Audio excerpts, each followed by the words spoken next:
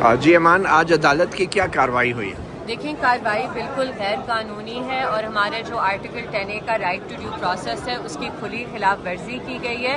جج صاحب کو آتے ساتھ ہی میں نے بارہا ریکویسٹ کی، کھلی عدالت میں سب کی موجودگی میں ریکویسٹ کی کہ سر آپ نے میرے اوپر چارج فریم نہیں کیا، مجھے آپ نے آج تک چارج پڑھ کے سنایا نہیں ہے اور میری پلی نہیں آپ نے لکھی آرڈر میں، آپ نے کہہ دیا کہ میں نے پلیڈ ناٹ گلٹی کر دیا ہے جب آپ نے چارج مجھے پڑھ کے نہیں سنایا۔ تو کائنڈلی بے شک اگر آپ ایویڈنس آج ریکارڈ کرانا چاہتے ہیں، یہ فارمیلٹی تو کمپلیٹ کر لیں کہ مجھے اپنے due process right safeguard کرتے ہوئے چارج پڑھ کے آج سنا دیں۔ اور جج صاحب نے کھلا انکار کیا ہے، صاف انکار سب کے سامنے کیا ہے کہ میں نہیں کروں گا چارج فریم اور میں آج ایویڈنس ریکارڈ کروں گا۔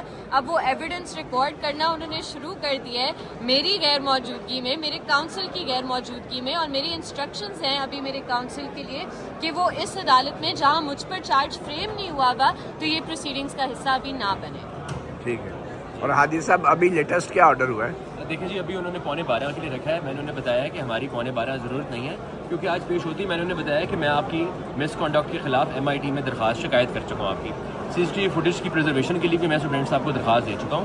اب لیٹ دا MIT ڈیسائیڈ اگر میں آپ پہ عدم اعتماد کا اظہار کر رہا ہوں کیونکہ آپ نے اپنا بائس شو کیا کلیئرلی، آپ اس دن غصے میں آئے، آپ نے اپنا ٹیمپر لوز کیا اور ایکیوزڈ کے سامنے اس کے وارنٹ ایشو کر کے اس عدالت سے ہتھ کڑیوں میں اریسٹ کروایا۔ مجھے ایز اے پنشمنٹ وہ وارنٹس کو استعمال کیا جو کہ صرف اٹینڈنس کے لیے استعمال ہو سکتے تھے۔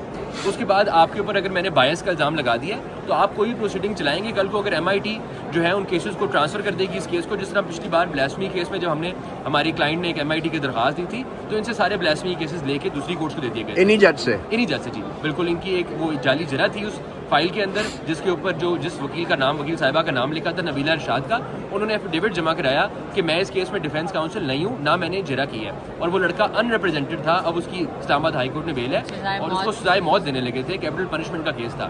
اس کے اوپر مس کنڈکٹ کی شکایت ہوئی تھی اور MIT کے فیصلے کے مطابق سارے بلاسفمی کیس ان سے لے کے جو ہے حاکم خان بکر صاحب اور نصر اللہ صاحب کو دے دیے گئے۔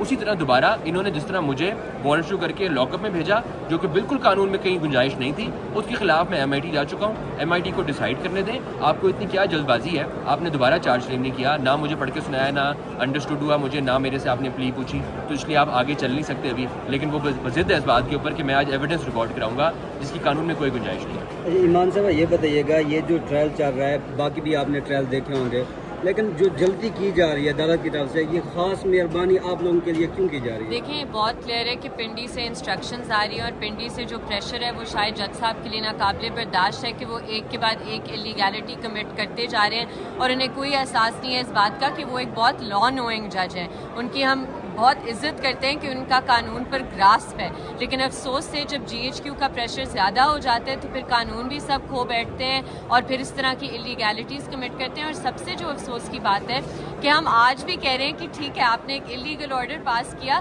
کائنڈلی ہمیں آج چارج پڑھ کے سنا دیں، پھر آپ بے شک پروسیڈ کریں۔ وہ کہتے ہیں نہیں میں نہیں پڑھ کے سناؤں گا اور میں پروسیکیوشن ایویڈنس ریکارڈ کروں گا۔ یہ کون سا قانون ہے جس کے مطابق جج صاحب چل رہے ہیں؟ ایک تاثر ہی دے دیں کہ آپ قانون کے مطابق عدالت چلانا چاہتے ہیں، آپ ایک واضح تاثر دینا چاہتے ہیں کہ کوئی قانون نہیں ہے، کوئی CRPC فالو نہیں ہوگا، بس مجھے ایک ڈائریکشن ہے تو میں یہ کروں گا، اور جس کے بعد ہم نے آپ کے اوپر عدم اعتماد کر دیا پھر تو آپ کا بالکل نہیں بنتا۔ پروپرائٹری ڈیمانڈ کرتی ہے کہ آپ اس کو آگے بالکل نہ چلائیں، 1 2 3 4 دنوں میں MIT فیصلہ کر دے گی، وہ کوئی بھی فیصلہ کر سکتی ہے، جو فیصلہ وہ کرے گی اس کے مطابق پھر اس کے بعد چلایا جائے۔ Thank you.